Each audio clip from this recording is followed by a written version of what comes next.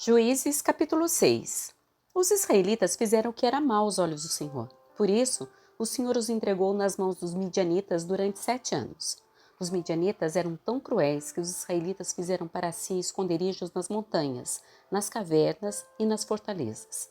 Sempre que os israelitas faziam o plantio, saqueadores de Midian, de Amaleque e de outros povos do leste atacavam Israel, acampavam na terra e destruíam as plantações até Gaza. Levavam ovelhas, bois e jumentos e não deixavam coisa alguma para Israel comer. Esses bandos inimigos, que vinham com seus rebanhos e tendas, eram como uma praga de gafanhotos. Chegavam em camelos tão numerosos que era impossível contá-los, e só partiam quando a terra estava devastada. Os midianitas reduziram Israel à mais absoluta pobreza, e o povo pediu socorro ao Senhor.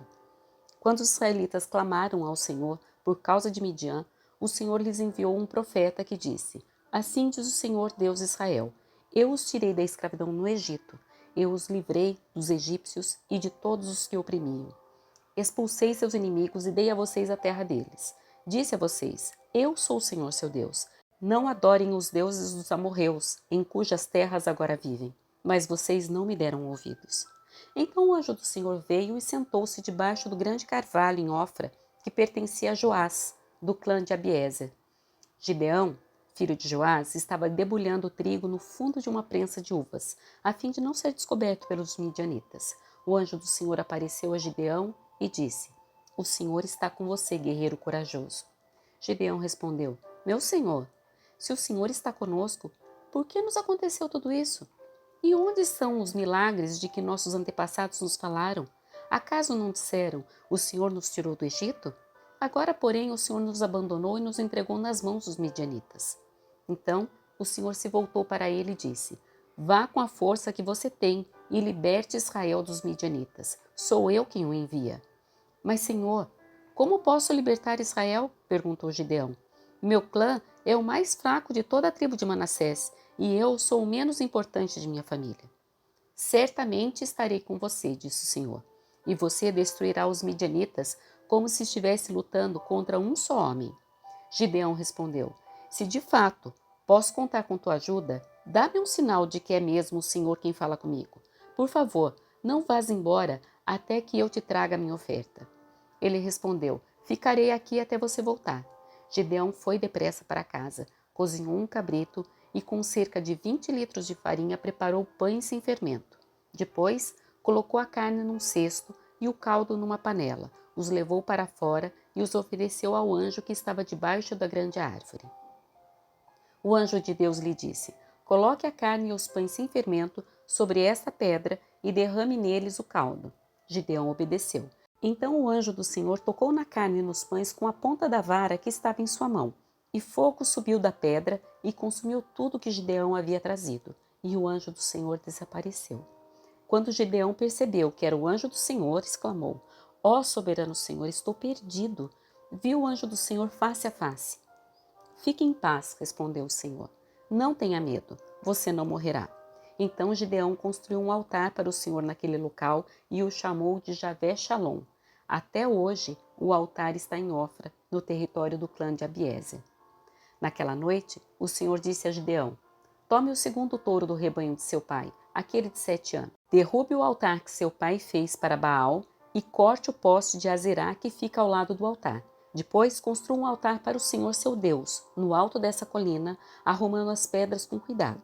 Sacrifique o touro sobre o altar como holocausto e use como lenha a madeira do poste de Azerá que você cortará.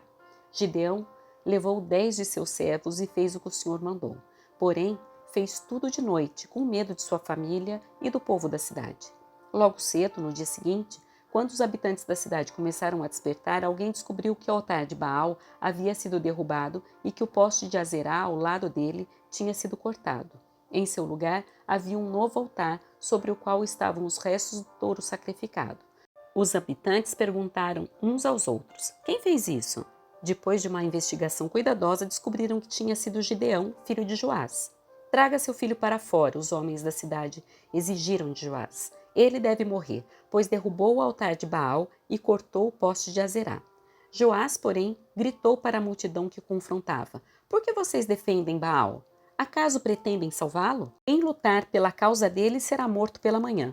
Se Baal é realmente um deus, que ele próprio se defenda e destrua quem derrubou seu altar. Dali em diante, Gideão foi chamado de Jerubaal, isto é, que Baal lute com ele, pois derrubou o altar de Baal.